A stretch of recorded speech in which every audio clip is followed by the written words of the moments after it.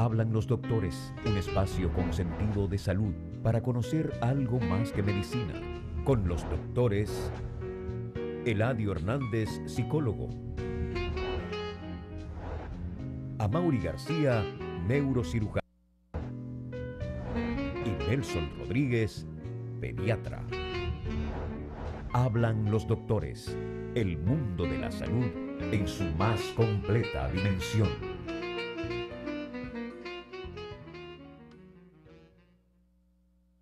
Muy buenos días, hablan los doctores. Y hablan los doctores, iniciamos, como todas las mañanas, acompañado del doctor Nelson Rodríguez Monegro, del doctor Amaury García, en el segundo día del inicio del año escolar. Hoy 18, el día de ayer se arrancó con esta actividad que dura 12 años, la educación primaria, intermedia y secundaria.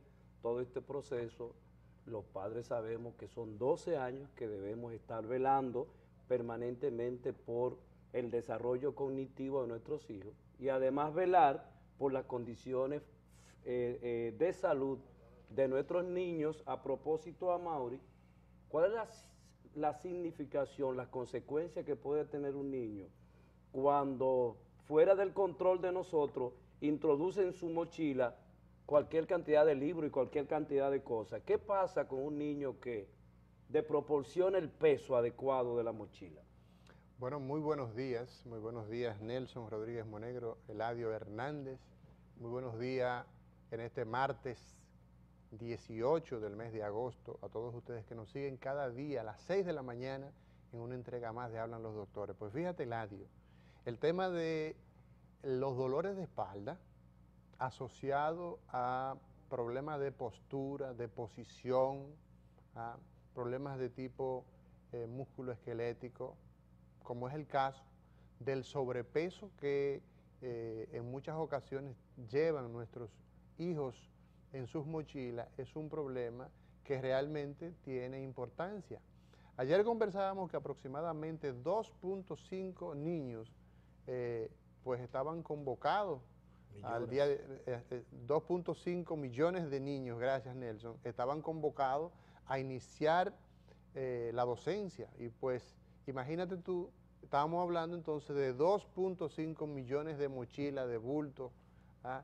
Porque ya se ha hecho un estilo, digamos, una costumbre de los niños que no pueden pues adquirir sus mochilas, los padres no pueden proveerla, la provee el Estado, la provee instituciones estatales. Incluso tú ves gente que va y dice, vamos a regalar tantas mochilas. Entonces, ¿qué ocurre?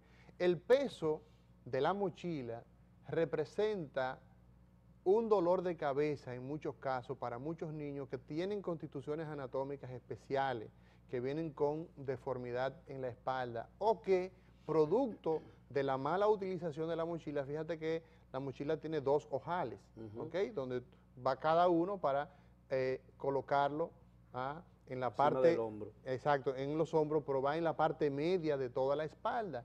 Y cuando nosotros entonces utilizamos inadecuadamente la mochila, colgándola solo de un lado, el peso, si va más allá del 15% del peso del infante, del niño, del adolescente, eso representa que él tendrá una posición viciosa. Y el dolor de espalda está asociado principalmente con problemas posturales y con problemas de tipo biomecánico. Entonces, eso representa en muchos casos un dolor de cabeza para los padres, puesto que los niños entonces se quejan de que le duele la espalda, y podemos hacer evaluaciones, el pediatra los evalúa, puede hacerle imágenes de su espalda y observar que simplemente aquello, pues todo parece indicar que está bien, quizás una posición un tanto, una actitud escoliótica, que no es lo mismo que escoliosis, pero sin duda alguna que tener, informarle a nuestros niños cómo deben llevar la mochila es fundamental. El profesor tiene que percatarse de eso, pero sobre todo el que más le duele el caso, que es la madre o el padre. El padre, la madre, los tutores y otra cosa finalmente, señores. Óyeme, la cantidad de libros que le ponen a la mochila, en muchas ocasiones es exorbitante y no es posible que en un día de clase se lleven tantos libros. A veces tú ves que llevan ahí 30 libras. O sea, mi hija mayor, en ocasiones yo tenía que decirle, no, vamos a buscar uno de los que se arrastra. En fin.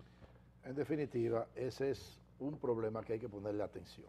Es decir, los niños, como decía Mauri perfectamente, llevan una cantidad de peso en esa mochila como consecuencia de que transportan un sinnúmero, sobre todo de libros. Libros que la más de las veces no la van a utilizar en el aula, porque se entiende que el niño va a estudiar en la casa. En el aula va a hacer ejercicio. Pudiera revisar algún contenido en el libro, pero no tiene la necesidad de todos los libros, de toda la materia, llevarlo todos los días, lo que trae como consecuencia que tiene que transportar un gran peso. Y eso comienza con un problema que puede ser muscular, de dolor muscular, y de persistir durante todo el año, es posible que se convierta en un problema de desviación de la columna ya. Así es. Es decir, ¿cómo comienza esto? Yo creo que tiene que hacer conciencia, primero los padres, porque tienen al niño quejándose del dolor de espalda, y usted lo ve en una postura. A veces uno ve unos niños flaquititos con una mochila y usted lo ve como va inclinado. Más grande que ella. Tú te remontas como a esos tiempos de los indios que iban con unos pesos tremendos en su espalda y tú lo ves como van sumamente inclinados buscando una posición que le permita soportar mayor peso. Los chinos tienen eso. Exactamente, entonces eso mismo ocurre con los niños. Entonces el niño se queja, el padre tiene que comunicar eso al profesor. Es más, como es un problema que no es de un niño ni de dos niños, que es lo habitual, la carga tan importante, que los profesores seleccionen por día cuáles son los libros, el día anterior, de acuerdo a la materia que van a dar, cuáles son los libros que necesitan o no. Y aún dando la materia, muchas veces no necesitan el libro, porque se supone que ya van a dar a hacer ejercicio. Ahora hay un problema de que hemos hablado mucho del tema del costo de los libros y cómo tan frecuentemente cambian los libros. Porque las editoras, que son las que hacen los libros, tratando de buscar mayores beneficios, han incorporado el cuaderno de ejercicio al libro de texto. De modo que cuando termina el estudiante el año, ya está usado el componente de los ejercicios. Y entonces tiene que, hemos hablado muchas veces de por qué no se separa, además eso debiera ser por ley, que el libro tenga un cuaderno de ejercicio, y que resulta que en el próximo año el niño más pequeño hereda el libro y compra simple y llanamente el cuaderno de ejercicio, y con eso se economizan un dinero. Pero como y el impacto medioambiental que tiene eso. Imagínate la cantidad de árboles que se dejan de talar para fabricar libros. El papel. El papel. Es decir, muchas veces tiene una conexión con el tema del medioambiental, del árbol. En fin, pero como todo negocio en este mundo, y no hay, lamentablemente, porque todos los años nosotros oímos el cantaleteo de la gente que tiene que preparar a sus niños desde el punto de vista, bueno, de todos los insumos que se necesitan. Es decir, por eso en un momento determinado se ha hablado aquí del famoso salario 14 para julio, de modo que la gente tenga un adicional para poder, digamos, adquirir los insumos necesarios, pero al final es una forma de sacarle el bulto a lo que tenemos que enfrentar, que es al interés desmedido de renta que tienen, en este caso, las editoras. Año tras año. Año tras año, tú dices, bueno, el Ministerio de Educación, que por ley es el ente rector que regula todo, la educación pública y privada, digamos que a lo mejor pudiera ser que en un momento determinado la educación y la salud pudiera estar municipalizada como en otros países. Es decir, el ente en cada localidad que regentea todo eso es, digamos, el municipio, la alcaldía. Pero, y esto le da mayor peso al ministerio para poder ser el rector de la educación. Es algo similar a lo que está ocurriendo en salud. El hecho de que la parte de provisión de atención se vaya del ministerio para que el ministerio se dedique a su función rectora, pública, privada. Así pasaría con educación, porque la verdad es que todos los años tenemos, la educación tiene la rectoría, dicen que, bueno, que tiene que ser previamente autorizado por él, todos los años entonces lo autorizan, en fin, es lo de nunca acabar, pero cayendo en el tema, la verdad que es un problema que hay que ponerle atención, porque tendería a producir lesiones que inicialmente son, digamos, coyunturales, pero que pueden ser definitivas. En el caso Una pregunta, Mauri. Sí, claro. ¿Hay una relación entre el tamaño del niño, el peso del niño, el peso corporal y la cantidad del peso añadido en la mochila? Sí, efectivamente. Fíjate que decíamos hace un momento que cuando el niño excede el peso, lo que lleva su mochila, el 15% del peso de él, esto va a provocar definitivamente dolor de espalda. Okay. Porque cuando el niño tiene ese sobrepeso, él va encorvado hacia adelante, pero va encorvado hacia adelante porque la fuerza de la gravedad de ese gran peso va tirando hacia el suelo y él tiene que contrarrestar eso, tratando de colocarse en posición horizontal, y muchas veces entonces los niños van prácticamente aplastados por el sobrepeso. Entonces la relación es que, bien como decía Nelson, y como tú perfectamente nos cuestiona, Eladio, es que la profesora, el profesor, el padre, el tutor, la madre, necesitan establecer qué cantidad de libros necesita el niño cada día. Mira, los lunes a ti te toca llevar el libro de ciencia, el libro de matemática, el libro de historia, y ya, si es que tiene que llevarlo, porque realmente la escuela es el escenario donde el profesor y los niños van a discutir y van a hacer apuntes, pero los libros, salvo excepciones, se supone que es en las casas, en las salas de tarea. Entonces, realmente hay que regular la cantidad de peso que llevan nuestros niños, porque niños con problemas de dolor de espalda temprano son adultos que van a terminar con dolor de espalda crónico, las llamadas lumbalgias crónicas o las dorsalgias crónicas, que son dolores. Cuando hablamos de crónico o de agudo, siempre es importante decir que se trata del tiempo que usted tiene con una dolencia. Si usted tiene que desde la adolescencia a usted le duele la espalda y usted tiene 20 y pico de años, 30 y pico de años, ese es un dolor que tiene muchos años, entonces le decimos que es un dolor crónico porque se extendió en el tiempo. Pero si eso comenzó anoche, por ejemplo, es agudo. Entonces, para que la gente tenga una idea de lo que estamos hablando. Pero entonces aquí se complejiza todo. Si al peso le añadimos que el niño entonces tiene lo que se conoce como el hambre escondida, cargando un peso, ¿cómo se relaciona todo esto, doctor? Ahí entra el tema nutricional. Tú decías algo, no se corresponde la capacidad que tiene el niño para soportar peso con su peso real, el peso del niño en kilos, su contextura física. Claro que sí, es decir, el más corpulento tiene mayor capacidad de soportar peso, pero tú vas a encontrar muchos niños, como yo decía anteriormente, que tienen una contextura física débil, flaquito. Entonces tú lo ves con esa montaña de, bueno, como si fuera un alpinista que va con todo su equipo. Un día, pero esto es todos los días. Exactamente. Bueno, y si a eso tú le agregas que el niño tiene lo que se llama hambre oculta. ¿Qué es el hambre oculta, Nelson? Porque usualmente cuando hablamos del tema de la desnutrición, tú te vas al peso. Un niño que está demasiado, ¿verdad? Es decir, que tiene pérdida de su contextura muscular, el caquético, el marasmático, que es el nombre de ese tipo de nutrido grado 3, o el cuasiolcol, que es el que tiene, por falta de proteína, edema.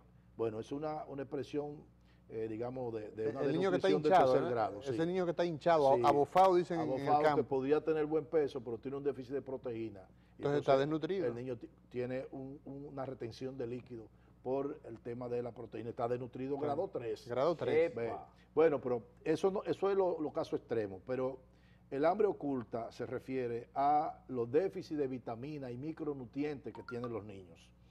¿Vitaminas? Vitaminas importantísimas y micronutrientes. Por ejemplo, la vitamina A es esencial, incluso uno veía antes, ya lo ve menos, el tema de los déficits visuales que tenían los niños por falta de vitamina A. Pero la vitamina A además es un elemento importante para la defensa del organismo. Pero la zanahoria es buenísima. La zanahoria es un elemento que tiene caroteno, que es un precursor de la vitamina A. No, pero no solamente por eso, Nelson. ¿Tú has visto al conejo box con lentes alguna vez? Te agarré. La zanahoria tiene bastante... Caroteno. El caroteno, que es un precursor de la vitamina Entonces hablabas A. del hambre Entonces oculta. también el tema de el yodo, es decir, hay una inmensidad de personas que tienen déficit de yodo, y el yodo tiene que ver con el tiroides, y el tiroides a su vez tiene que ver con prácticamente el metabolismo del cuerpo. Con la energía en términos globales. Esos niños que a veces, o personas que tú lo ves con bocio, esta pelota aquí. Que es el crecimiento simplemente que es el del crecimiento del tiroides, que se asocia muchas veces a déficit de yodo. Se asocia, muchas veces puede ser una persona que tenga una bocio variante anatómica, sin que eso implique una alteración en su metabolismo, pero recrece el pero están bocio. también los tumores. Sobre todo la gente que viven en la parte alta, montañosa, que están alejadas del mar, porque el mar proporciona desde luego yodo, pero tú tienes el zinc también, es necesario el zinc, y sobre todo el más frecuente y que más anemia produce, el déficit de hierro. Y el déficit de hierro está íntimamente ligado con el tema del aprendizaje, del proceso cognitivo de la persona. Muchos niños que tienen déficit de atención, precisamente lo que tienen anemia por falta de hierro. El problema que tienen es anemia. Pero esto es importante lo que ustedes acaban de decir. O sea, como un niño con problemas de aprendizaje, probablemente estamos hablando de un problema físico que no se ha detectado. Así mismo. Entonces, ¿qué ocurre? Por eso los niños, todos los años, a los niños, antes de entrar a las clases, debe hacérsele, digamos, vamos a llamarle una rutina, porque es un examen de orina, es un hemograma, que con el hemograma tú sabes perfectamente si tiene anemia, y si tiene anemia, qué tipo de anemia tiene. ¿Ves? Y si aparece con anemia, entonces eso implica algún tipo de estudio. Primero, hacer un levantamiento de su patrón de alimentación, ver si en la alimentación no tiene hierro, y la más de las veces ese es el problema, que la deficiencia de hierro es por disminución en la ingesta de alimentos que contienen el hierro. Por tanto, hay un componente de educación para la gente. Pero si tiene un patrón de alimentación adecuado, entonces ¿por qué tiene anemia por falta de hierro? Hay que investigarlo entonces. Si hay un problema de absorción de hierro. Si hay un problema carrencial, si hay un problema En fin, entonces los niños, fíjate, aquí no hay mucha costumbre de hacer un examen. A veces... No, pero déjame...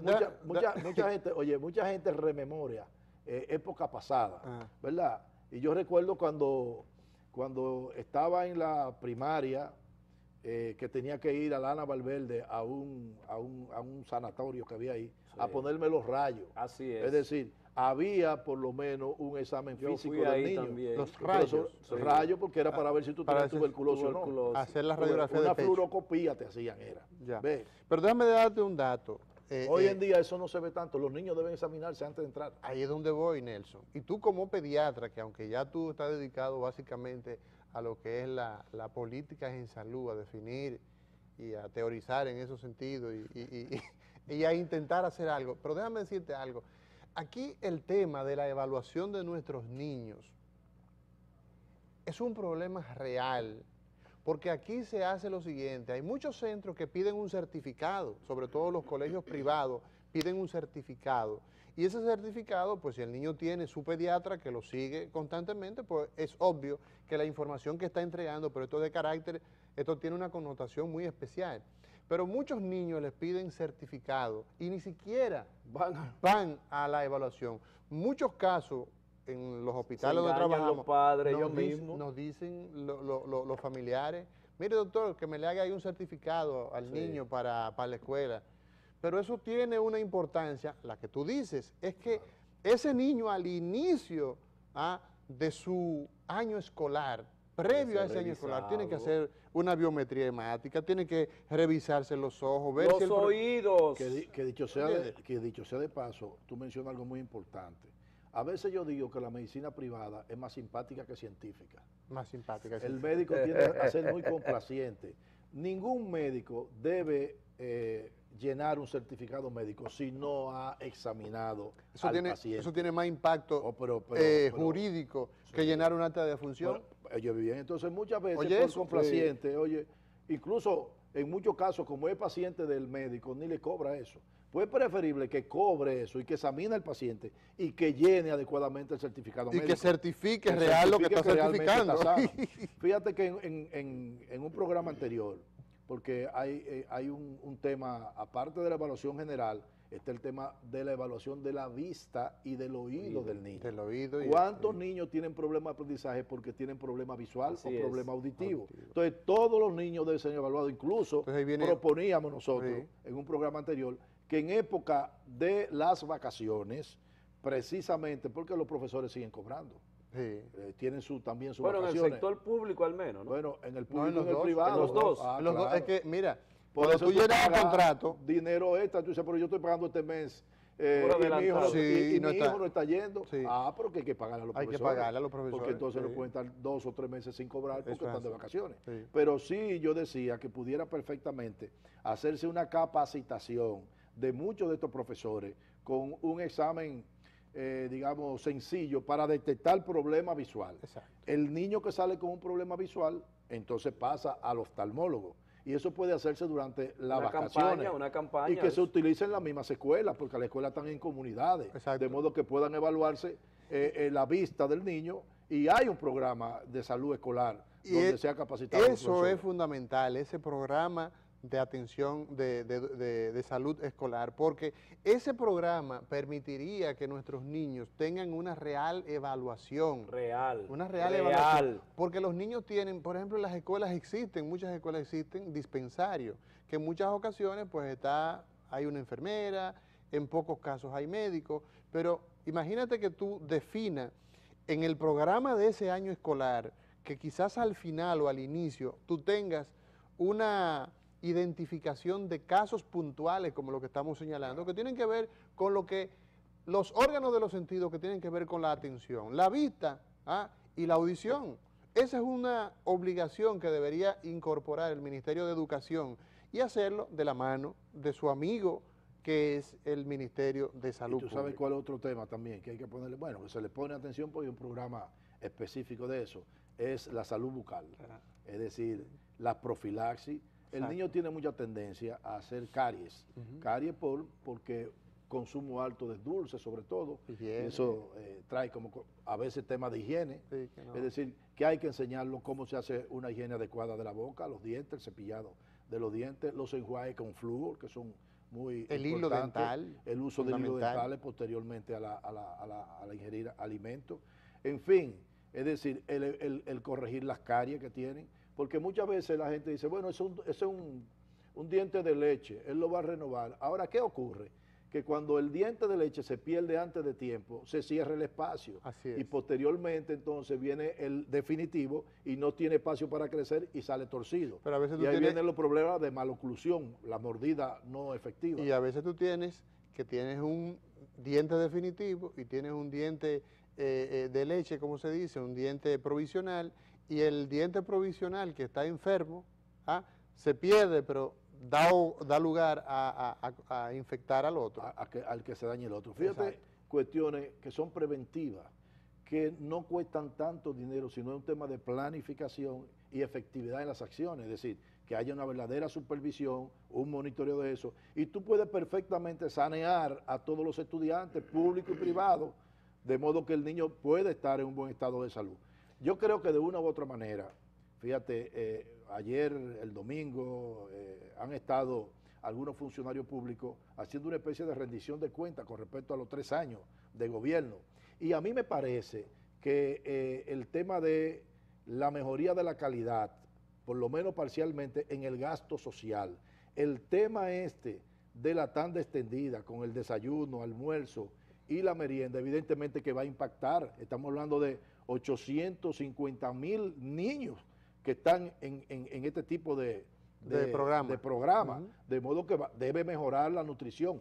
El componente de esos alimentos que se le da debe estar constantemente monitoreado para que sean alimentos de calidad. Que tengan no los nutrientes necesarios. Incluso hay programas a través de política, del Gabinete Coordinador de Políticas Sociales, de suplementación precisamente de hierro. Es decir, a los niños debe de hacer un suplemento de hierro. para evitar la anemia por falta de hierro. Incluso tú puedes utilizar, y se usa sobre todo en los países africanos, en los países, digamos, más vulnerables, que tienen niveles prácticamente que son los famosos, pobres de solemnidad, como decía Juan Bosch. Tú utilizas, por ejemplo, megadosis de vitamina A. Los requerimientos de vitamina A, por ejemplo, son alrededor de 3.000 a 5.000 unidades diarias, pero tú le das una megadosis de 200.000 unidades en un año. Oye, ese niño no va a tener ningún tipo de problema. Es decir, porque mejora su defensa. Se almacena. Claro, ¿no? claro, el exceso de vitamina A también produce problemas. ¿En qué alimento nosotros encontramos la vitamina A? Sobre todo en los alimentos amarillos, por el caroteno. Tú tienes el caso de la zanahoria, naranja, lechosa, todos esos alimentos, esa fruta. Pero es interesante también, el huevo tiene vitamina A. También es interesante saber que las vitaminas se pierden mucho con el frío. Cuando tú, por ejemplo, la vitamina C, el caso de la vitamina C, cuando tú tomas la naranja o el limón y la colocas en la nevera o le pones hielo, tú estás perdiendo. El metal también, el aluminio, hace que la vitamina C se descomponga, que se pierda. Y la cocción, o sea, que hay que comérsela inmediatamente. Crudo. No, también y la cocción, es decir, el calor denaturaliza la vitamina. Lo ideal es que esos vegetales tú puedas consumirlos, lavarlo adecuadamente y consumirlo en su estado natural. En su estado natural. Desde luego, el cuerpo tiene que irse acostumbrando. Fíjate que existe una enzima que es la celulasa, que es la que está encargada de digerir la celulosa que tienen muchos vegetales. Entonces, es como un aprendizaje que tiene el cuerpo y tú vas desarrollando eso. Hay gente que tiene intolerancia a vegetales, precisamente porque tiene mayor deficiencia de eso. Yo recuerdo que yo no podía comer muchos vegetales, eso me daba cólico a mí. Sin embargo, ya hoy en día puedo comerlo. Poco a poco fui acostumbrando al cuerpo y hoy en día lo puedo. ¿No? Pero las ensaladas, lo ideal sería consumirla al natural, buen lavado, ¿verdad? Y para evitar aquellos de la parasitosis, de la contaminación. Pero sí, en términos, Mauri, de la columna vertebral per se, la falta de vitamina que señala el doctor Monegro, ¿cómo impacta eso? O sea, ¿qué posibilidades de enfermedad pueden existir cuando la columna vertebral no tiene esa fortaleza? Mira, en términos global, ya concluyendo, porque el tiempo es inclemente, el tiempo no perdona, y aunque Galileo Galilei decía que el tiempo no pasa, sino que lo que pasamos somos los seres humanos, el tiempo se mide, y ya vemos que vamos terminando el programa del día de hoy. Mira, Eladio, en estos 3 minutos que nos falta, según nos dice el máster, nosotros necesitamos tener en conocimiento lo siguiente. La columna vertebral, que es la base que sustenta nuestro cuerpo, tiene fundamentalmente minerales, como es el caso del calcio y el fósforo. Esos minerales se adquieren desde el momento en que nosotros empezamos a formarnos en nuestro vientre materno. Por eso nuestras madres, las mujeres que están en edades de paridad, de reproducción, que están aptas para quedar embarazadas, las mujeres tienen que estar bien nutridas. Habitualmente aquí vemos, Nelson, Eladio, que las mujeres empiezan a consumir buena alimentación cuando están embarazadas, pero esto tiene que ser antes. Esto no puede ser en el momento pero tiene que evitar una mala práctica, que como están embarazadas, entiende que debe comer por 2. Y entonces el aumento desproporcionado terminan en obesidad, sobrepeso. Sobrepeso, y también eso tiene un impacto directamente con la salud del niño. Exacto. Decir, entonces, desde por ahí aparece la diabetes. Desde el momento mismo de... existe la diabetes gestacional. Exacto. Sí. Desde el momento mismo de la formación de nuestro sistema, de nuestro cuerpo, hasta que nosotros nacemos y empezamos a hacer una nutrición, esa columna vertebral se va a bien o a mal formar. Por eso entonces incluso en los defectos del cierre del tubo neural, o sea, en los defectos de cierre de la columna vertebral existe el ácido fólico como un elemento que es necesario incluirlo en la dieta de nuestras embarazadas. De manera, señores, que una columna bien formada significa una columna que fue bien nutrida, que se cuidó desde el momento mismo en que empezamos a formarnos hasta que los niños pues ya tienen los 15, los 16 años con todos sus nutrimentos y las dietas balanceadas, con mucha proteína, con frutas, con vegetales, ¿ah? Y con una proporción de carbohidratos adecuados, menos dulce, ¿verdad? Claro. Menos grasa, pero a fin de cuentas una dieta Recomendaciones, doctor, y concluya el programa por el día de hoy. Bueno, lo ideal es que tengamos niños saludables porque cuando nosotros evaluamos qué es prioritario, la educación y la salud, los dos son prioritarios. Ahora, nadie puede educarse si no está en salud. Por eso es importante que los padres, las madres de los niños se preocupen de que sus niños que están en las escuelas tengan un adecuado sistema de salud para que puedan asimilar los contenidos de la enseñanza. Así es que muchísimas gracias, los esperamos en el día de mañana con otro programa similar de Hablan los Doctores. Tengan muy buen día. Hablan los doctores, un espacio con sentido de salud para conocer algo más que medicina. Con los doctores Eladio Hernández, psicólogo. Amaury García, neurocirujano. Y Nelson Rodríguez, pediatra. Hablan los doctores, el mundo de la salud en su más completa dimensión.